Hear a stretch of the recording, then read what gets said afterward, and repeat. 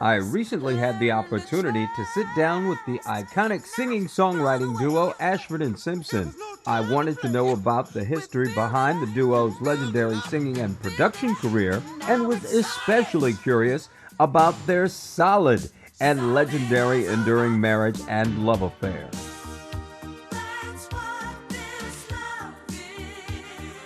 The couple recalled their humble beginning. Not so good. I left from Michigan and I went to New York and I had $67 in my pocket. And I thought I was going to be a dancer or something. And of course, that $67 ran out so fast, I ended up sleeping in the park, sleeping on the subways. And one day when I was in Bryant Park, I asked this guy, I was so hungry, I said, where can I get something to eat? And he said, listen, I know this place on 116th Street in Harlem. He said, you can go there and the sisters are frying chicken every Sunday, black-eyed peas and greens. I said, okay, I'm going up there. I got my church. That was her church. I was getting to that. And I walked into the church, and then 3 girls were singing, and of course the little one in the middle was Valerie. I mean, she had some bad moves. But I was so hungry, I couldn't pay no attention to that. I couldn't wait till service was over. And I went downstairs, and of course they fed me. They didn't know who I was. They just said, welcome, and Valerie came over to me and introduced herself. And you know, we found out that he was a church boy because he wrote gospel songs in Michigan, and our little group needed some new songs. So it was a natural collaboration because I played the piano and he had this way with words. So he and I decided that we would try to get together and write gospel songs. So that was the beginning, and I had never written a song before, but you know, just the idea that he said he could write gospel songs when I figured I could help him. And we started writing these gospel songs. And the scout came up to the church.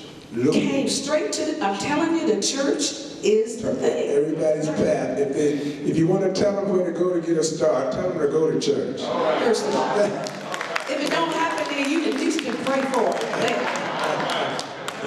And that was actually the guy asked, did you ever write any love songs? Because we were just singing gospel. And we said, no. No. We don't know if the Lord wants us to do that. So we both went home. I particularly went home and I prayed. I said, Lord, is it all right to write this song this man asking us to write? And in my ear, I heard the Lord say, it's all right, son. Well, God is love. Yes. So we began our career writing these. I think we wrote 5 songs for him, and he gave us like $75, and we thought we had hit the lotto. And we didn't realize that people, you know, that was what they called an advance at this time. So nobody was recording the songs, but you were giving it to a publisher who was going to try to get a recording. So for that $75, we gave him 5 songs, and you know, and we were thrilled. We said, well, you mean if we write 5 more, we'll get $75 more? So that became, all we were doing was trying to get an advance. We didn't care about no hit song. We wanted some food to eat and make a living. And suddenly, you know, every week we turn in 2 or 3 songs, and we get these advances. And then finally, of course, somebody actually did record one of the songs.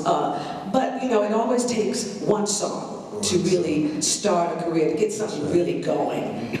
And ours happened very strangely because we had written a whole bunch of songs and hadn't had a lot of success. We were writing maybe a year. So when you think about how long it's going to take, it's not the very first song you write that's going to necessarily be the one. So after about a year, we started writing with a young lady, Josh Youngstead. Yes. And this particular day, you know, it just wasn't happening. We couldn't get anything to happen. Nothing at all. So we walked out. We walked, go to the piano because I want to tell them how this happened. We were just frustrated. Couldn't think of nothing. We had been trying to write a song all day. So when nothing comes to you, the first thing you really think about, It was a joke, right? It was. We left the building. We said, oh, let's go get a drink. And this is how it started. Let's go get stoned.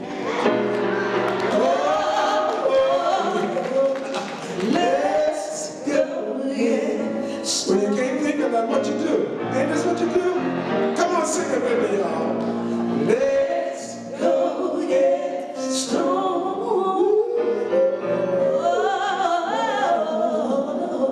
Let's go get stoned.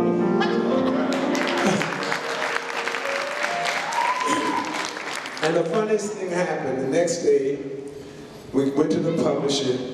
He said, what have you got? We knew we didn't have nothing. So I said, Val, we got something. We told the publisher, we got a great song. And he said, let me hear it.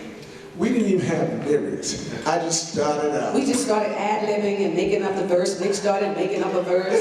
And he said, wait. If you finish that song, I promise you I'll get it to Ray Charles and you'll have a hit. And he was absolutely right. All those songs we had worked so hard on. Candy and the Kisses, all those other Maxine Brown, Chuck Jackson. Nothing that happened. Until we did that little silly thing, and that was the beginning of a career. That same year, Ashford and Simpson joined Motown, where their best-known songs include Ain't No Mountain High Enough, You're All I Need to Get By, Ain't Nothing Like the Real Thing, and Reach Out and Touch Somebody's Hand. Coming up, why are they still solid after all these years? Ashford and Simpson, when MyMetroTV.com continues.